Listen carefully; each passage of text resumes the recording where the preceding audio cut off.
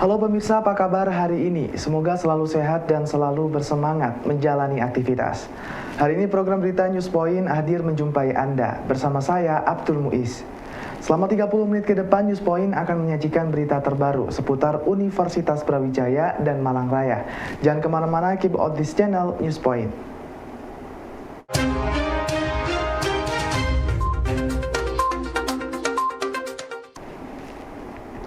Fakultas Vokasi UB akan memperkuat link and match agar mahasiswa dapat mempercepat waktu kelulusan dan waktu tunggu mendapat pekerjaan.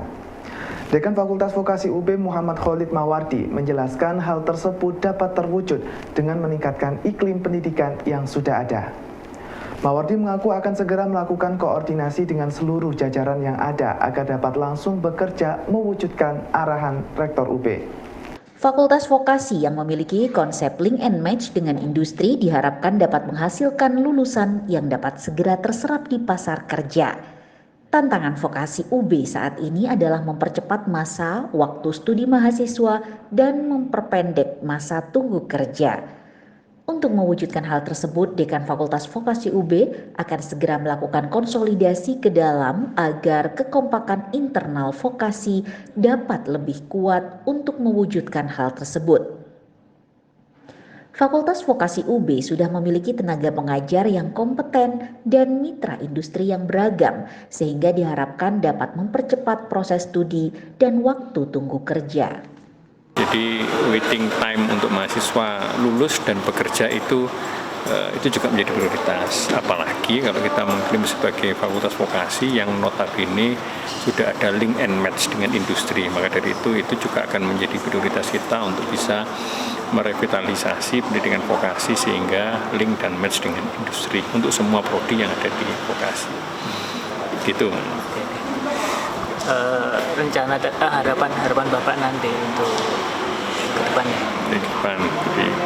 Jadi kami dengan semua komponen, dengan para wakil dekan, dengan para ketua departemen dan ketua program studi serta semua staf tendik tentunya berharap akan terjadi sinergi untuk bisa meningkatkan kinerja di Fakultas Vokasi.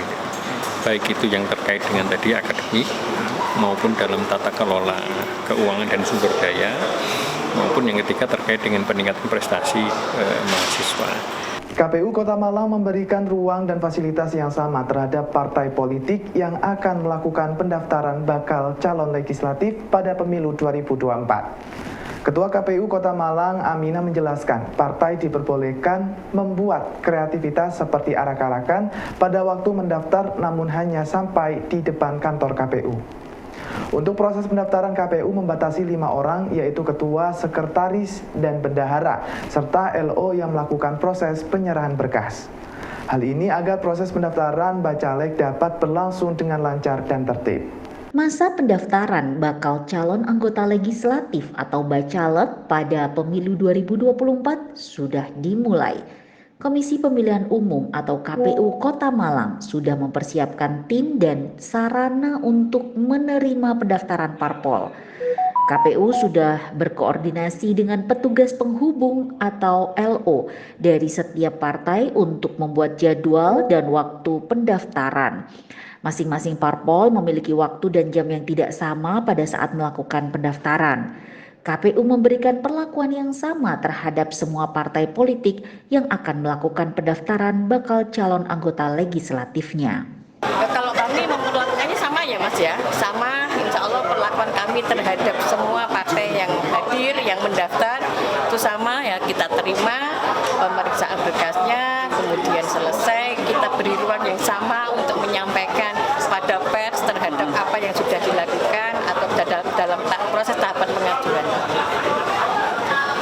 Ya kalau masalah iring-iringan dan sebagainya itu monggo terserah partai, tapi kita sudah membatasi semua sama, yang masuk untuk di dalam itu 5, itu KSB ya, pengurus intinya bersama LO, ketua sekretaris bendahara dan LO.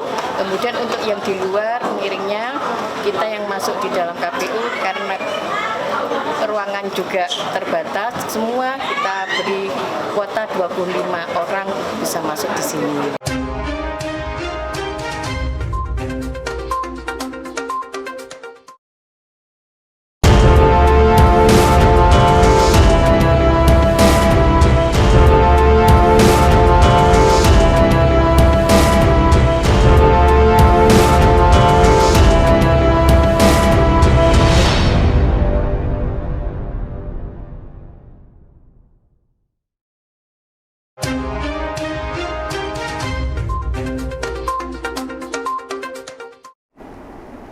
Ketua KPU Kota Malang Aminah mengatakan terdapat 4 tahap dalam pendaftaran bakal calon anggota legislatif. Sesuai dengan PKPU nomor 10 tahun 2023, tahapan tersebut adalah masa pendaftaran, masa verifikasi, penyusunan daftar caleg sementara, hingga pengumuman daftar caleg tetap. 4 tahapan ini yang menurut Aminah akan dilakukan oleh KPU di seluruh Indonesia. Saat ini masih berlangsung masa pendaftaran bakal calon anggota legislatif untuk anggota DPR RI, DPR tingkat provinsi, dan DPRD Kabupaten Kota. Sesuai dengan peraturan KPU nomor 10 tahun 2023, terdapat 4 tahapan dalam pendaftaran bakal calon anggota legislatif pada pemilu 2024. 4 tahapan tersebut adalah masa pendaftaran, tahapan verifikasi dokumen, penyusunan daftar calon sementara, dan pengumuman daftar calon tetap yang akan ikut dalam pemilu 2024. Saat ini masih berlangsung masa pendaftaran bagi bakal calon anggota legislatif yang akan berkompetisi pada pemilu 2024. Bakal caleg ini didaftarkan oleh masing-masing partai politik. Pendaftaran dilakukan oleh ketua, sekretaris, dan bendahara parpol di masing-masing kantor KPU. KPU memperbolehkan jika partai membuat kreativitas pada saat melakukan pendaftaran sesuai dengan ketentuan. Pencalonan itu kalau di dalam PKPU itu ada 4 tahapan. 4 tahapan. Yang pertama pengajuan bakal calon itu kepada KPU. Berapa? Kemudian yang kedua nanti verifikasi administrasi. Nah, setelah verifikasi administrasi terhadap persyaratan bacalek, kemudian nanti dilanjutkan. Yang ketiga adalah penyusunan DCS, daftar C-nya calon tetap, calon sementara. Nah, setelah itu nanti ada perbaikan dan sebagainya sampai tersusunnya DCT. Nah, dari DCT ini kalau sudah tersusun, fix kita umumkan. DCT-nya siapa, kemudian baru masuk tahapan kampanye dan seterusnya. Bakal calon anggota legislatif perempuan dari PDIP Kota Malang yang didaftarkan ke KPUD melebihi dari ketentuan 30%. Hal tersebut diungkapkan oleh Ketua PDIP Kota Malang 1, Made Riandina Kartika. PDIP Kota Malang mendaftarkan 45 bacalek sesuai ketentuan maksimal dengan komposisi 28 bacalek laki-laki, 17 bacalek perempuan. Jumlah bacalek perempuan yang didaftarkan melebihi dari ketentuan 30% kota. Hal ini menurut Made menunjukkan PDIP membuka ruang yang sama kepada anak bangsa yang terbaik untuk melakukan pengabdian melalui jalur legislatif. Partai Demokrasi Indonesia Perjuangan mendaftarkan 45 bakal calon anggota legislatif untuk DPRD Kota Malang yang akan berlaga pada pemilu 2024. Dari 45 bacalek yang didaftarkan terdiri dari 28 bacalek laki-laki dan 12 bacalek perempuan. 17 bacalek perempuan ini melebihi dari ketentuan 30% kuota bagi perempuan. Hal ini menunjukkan PDIP Kota Malang memberikan ruang yang sama bagi laki-laki maupun perempuan yang akan maju menjadi anggota legislatif. Selain itu, jumlah tersebut juga menunjukkan bahwa perempuan di Kota Malang memiliki minat yang cukup tinggi untuk terjun ke dunia politik dengan menjadi anggota legislatif. Hari ini jam 10:30 berkas kita masuk tadi jam 10 pas, diverifikasi setengah jam dan oleh KPUD Kota Malang dinyatakan lengkap dan diterima. Selanjutnya kita mengikuti tahapan selanjutnya di perbaikan berkas yang diberi waktu sesuai dengan jadwal yang sudah ditetapkan oleh KPUD. Kemudian perlu kami sampaikan di sini pada rekan-rekan media bahwa kami mendaftarkan 100% kuota yang disiapkan oleh KPUD, yaitu 45 caleg calon anggota legislatif untuk Pileg 2024 yang terdiri dari 28 laki-laki dan 17 perempuan, melebihi kuota minimal 30%. Partai Nasdem Kota Malang mendaftarkan sebanyak 45 bakal caleg ke KPU Kota Malang. Dari 45 bacalek tersebut terdapat 30 bacalek yang merupakan generasi milenial karena berusia kurang dari 30 tahun. Menurut Ketua DPDP Partai Nasdem Hanan Jalil, hal ini merupakan komitmen Partai Nasdem untuk memberikan ruang bagi generasi milenial agar dapat terjun langsung ke dunia politik. Hanan meyakini bahwa masa depan politik Indonesia ke depan berada di tangan generasi milenial, sehingga pada pemilu 2024 Nasdem memberikan ruang besar kepada mereka. Partai Nasdem Kota Malang mendaftarkan lebih banyak generasi milenial untuk menjadi bakal calon anggota legislatif Kota Malang.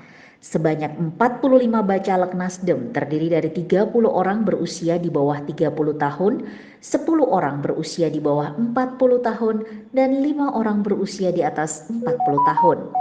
Menurut Ketua DPD Partai Nasdem Hanan Jalil, partainya meyakini bahwa masa depan politik Indonesia berada di tangan generasi milenial sehingga pihaknya memberikan ruang yang luas kepada generasi milenial untuk menjadi bakal calon anggota legislatif pada pemilu 2024. Partai Nasdem Kota Malang telah mendaftarkan bacalek sebanyak 45 bacalek dengan komposisi 30% perempuan. Dan tak cuman perempuan yang berkualitas dan cantik. Jadi saya sampaikan kepada rekan-rekan wartawan semuanya, Partai Nasdem adalah rumah besar kaum pergerakan. Jadi sangat terbuka untuk siapapun, sehingga kami lebih mengedepankan generasi muda. Dari 45 bacalek yang berusia di bawah 30 tahun itu sebanyak 30, yang berusia di bawah 40 tahun itu sebanyak 10, yang berusia di atas 40 itu 5 orang. Karena saya yakin bahwasanya ke depan adalah era kelompok atau kaum milenial.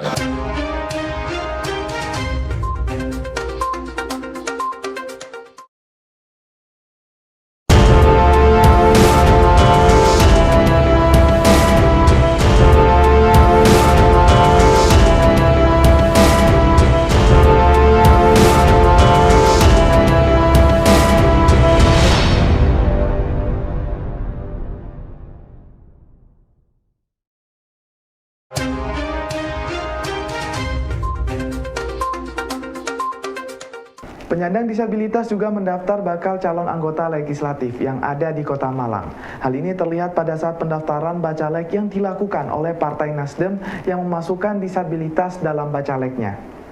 Ahmad Sanai, penyandang tunadaksa, mengaku bahwa penyandang disabilitas di Malang Raya yang maju dalam Pileg 2024 bukan hanya dirinya. Terdapat beberapa disabilitas lain yang maju melalui berbagai partai. Hal ini merupakan langkah bagi mereka untuk memperjuangkan penyandang disabilitas agar dapat berperan dalam berbagai sektor publik. Ahmad Sanai, penyandang tunadaksa, maju dalam pemilihan anggota legislatif di Kota Malang pada tahun 2024. Ini merupakan kali kedua Sanai maju dalam pemilu. Sebelumnya, penyandang tunadaksa ini pernah maju pada pemilu 2019 melalui Partai Perindo. Pada tahun 2024 ini, Sanai maju melalui Partai Nasdem. Menurutnya, penyandang disabilitas yang maju dalam Pileg 2024 di Malang Raya bukan hanya dirinya. Terdapat beberapa nama lain yang maju baik di kota maupun Kabupaten Malang melalui berbagai partai. Hal ini merupakan perjuangan bagi penyandang disabilitas untuk mewujudkan inklusivitas dalam berbagai sektor, termasuk dunia politik. Terutama saya sendiri itu tidak hanya sekarang, untuk 2019 kemarin kita teman-teman dari disabilitas banyak. Salah satunya untuk kota, itu saya itu di kota dari Dapil Kedungandang Perindo. Terus kota lagi dari PKS, itu teman saya juga Mas Farid kalau nggak salah. Terus dari kabupaten itu ada teman saya juga PKS, Mas Agung juga, beliaunya ketiga-tiganya tunadaksa. Saya sendiri tangan, terus yang di Belimbing itu tadi itu tangan, terus yang di Pakis itu kaki lumpuh total. Beliaunya sekarang di KND. Sudah protokolnya mau nyalek apa sih Mas? Ya, Mencalek apa? Yang mendasari gitu. ya itu tadi kembali lagi karena mulai awal kami dari teman-teman juga bergerak di aktivis untuk pergerakan teman-teman, memperjuangkan teman-teman akses ke pemerintahan, mulai dari akses pelayanan ataupun yang lain. Mungkin dengan teman-teman kita, khususnya saya sendiri masuk ke parlemen, ke DPRD, bisa mempercepat pergerakan teman-teman. Ikatan Alumni Universitas Brawijaya akan mengadakan halal bihalal dan silaturahmi nasional yang akan berlangsung pada Minggu 14 Mei di Jakarta. Pada kesempatan tersebut, Ketua Umum IKAUB, Profesor Ahmad Erani Yustika, mengundang beberapa tokoh nasional yaitu Menko PMK Muhadjir Effendi, Menko Polhukam Mahfud MD, dan juga Rektor UB Profesor Widodo. Halal bihalal ini mengusung tema kedamaian untuk negeri, akan dihadiri oleh alumni UB dari berbagai kota di Jabodetabek, Jawa Timur, dan berbagai kota lainnya. Ikatan Alumni UB akan mengadakan halal bihalal dan silaturahmi nasional bersama Ketua Umum IKAUB, Rektor UB Profesor Widodo, Menko Polhukam Mahfud MD, dan Menko PMK Muhadjir Effendi. Halal bihalal ini merupakan agenda rutin IKAUB untuk mempererat silaturahmi antar alumni di berbagai kota secara nasional dengan berbagai kalangan. Halal bihalal ini juga merupakan ajang reuni bagi para alumni. Dalam kesempatan tersebut, nantinya para alumni juga dapat mengetahui perkembangan UB melalui Rektor UB Profesor Widodo. Media online dan YouTube menjadi rujukan berbagai peserta UTBK untuk mencari referensi soal dan berlatih dalam menjalani tes UTBK. Melalui YouTube, peserta dapat mempelajari soal dan juga cara mengerjakannya. Seperti diakui oleh dua peserta UTBK, Rosida dan Mahda Anissa, pelajar dari Blitar dan Trenggalek, mengaku banyak belajar dari soal online dan YouTube. Melalui kedua media tersebut, para pelajar ini dapat mempersiapkan diri dengan sebaik-baiknya dengan lebih fleksibel. Pilihan dan variasi soal dapat mereka dapatkan lebih banyak dengan berselancar di internet. Pesatnya perkembangan dunia online dan digital juga dimanfaatkan oleh peserta UTBK di UB untuk belajar melalui soal online dan pembahasan yang ada di YouTube. Dengan berselancar melalui gawai maupun laptop, para peserta dapat melakukan simulasi tes UTBK serta menonton berbagai video pembahasan tes UTBK.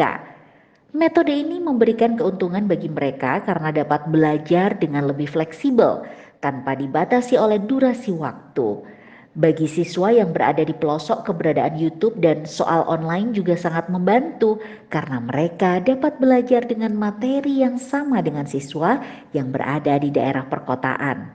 Selain itu, peserta UTBK juga melakukan kegiatan belajar kelompok atau belajar bersama untuk menghadapi tes UTBK. Artinya ingin keterima di Universitas Brawijaya ini dengan jurusan yang dipilih masing-masing. Bagaimana persiapan Anda dalam menghadapi ujian UTBK ini, Mbak? Mengikuti soal-soal online, terus sama lihat dari YouTube gitu. Studi apa yang Anda pilih dalam ujian ini? Kalau saya sastra Inggris dan pendidikan bahasa Inggris. Pilihan pertama di UB ambil teknik sipil, pilihan kedua di Polinema, jurusan sama. Kalau mbaknya pilihan kedua di mana, Mbak? Sama, UB semua. Oh gitu. Apa saja tantangan yang Anda hadapi dalam proses mengikuti ujian UTBK ini, Mbak? Waktu yang terus berjalan, kemudian cara mengatasi ndredeg waktu UTBK ya. Baik pemirsa, informasi tadi sekaligus menutup perjumpaan kita hari ini. Jangan lupa saksikan News Point setiap hari pukul 19.30 waktu Indonesia Barat. Hanya di UB TV, Televisi Pendidikan Universitas Brawijaya. Saya Abdul Muiz dan seluruh kru yang bertugas pamit undur diri. Terima kasih dan selamat beraktivitas.